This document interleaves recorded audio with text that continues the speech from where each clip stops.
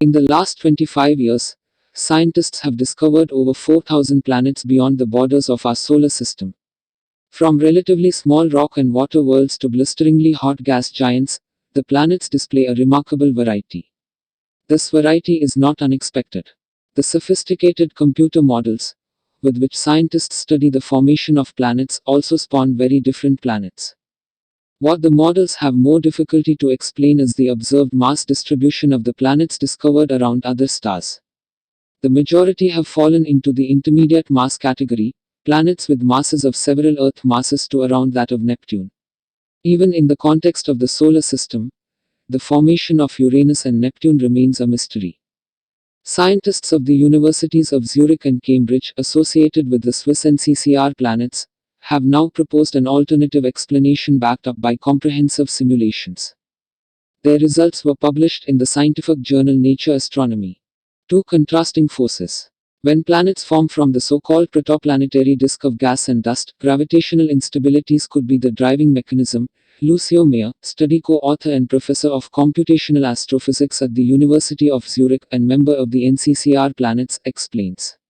In this process, dust and gas in the disk clump together due to gravity and form dense spiral structures. These then grow into planetary building blocks and eventually planets. The scale on which this process occurs is very large, spanning the scale of the protoplanetary disk. But over shorter distances, the scale of single planets, another force dominates, that of magnetic fields developing alongside the planets, Meyer elaborates. These magnetic fields stir up the gas and dust of the disk and thus influence the formation of the planets. To get a complete picture of the planetary formation process, it is therefore important to not only simulate the large-scale spiral structure in the disk. The small-scale magnetic fields around the growing planetary building blocks also have to be included, says lead author of the study, former doctoral student of Meyer and now research fellow at the University of Cambridge, Hongping Deng. That are difficult to grasp simultaneously. However, the differences in scale and nature of gravity and magnetism make the two forces very challenging to integrate into the same planetary formation model. So far, computer simulations that captured the effects of one of the forces well, usually did poorly with the other. To succeed, the team developed a new modeling technique that required expertise in a number of different areas. First, they needed a deep theoretical understanding of both gravity and magnetism. Then, the researchers had to find a way to translate the understanding into a code that could efficiently compute these contrasting forces in unison. Finally, due to the immense number of necessary calculations, a powerful computer was required, like the PIZ Daint at the Swiss National Supercomputing Center, CSCS.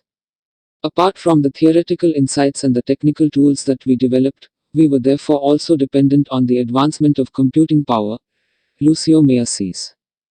A decades-old puzzle solved. Against the odds, everything came together at the right time and enabled a breakthrough. With our model, we were able to show for the first time that the magnetic fields make it difficult for the growing planets to continue accumulating mass beyond a certain point.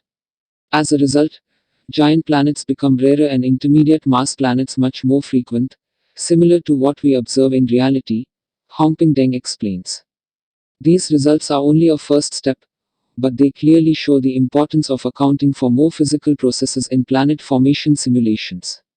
Our study helps to understand potential pathways to the formation of intermediate mass planets that are very common in our galaxy.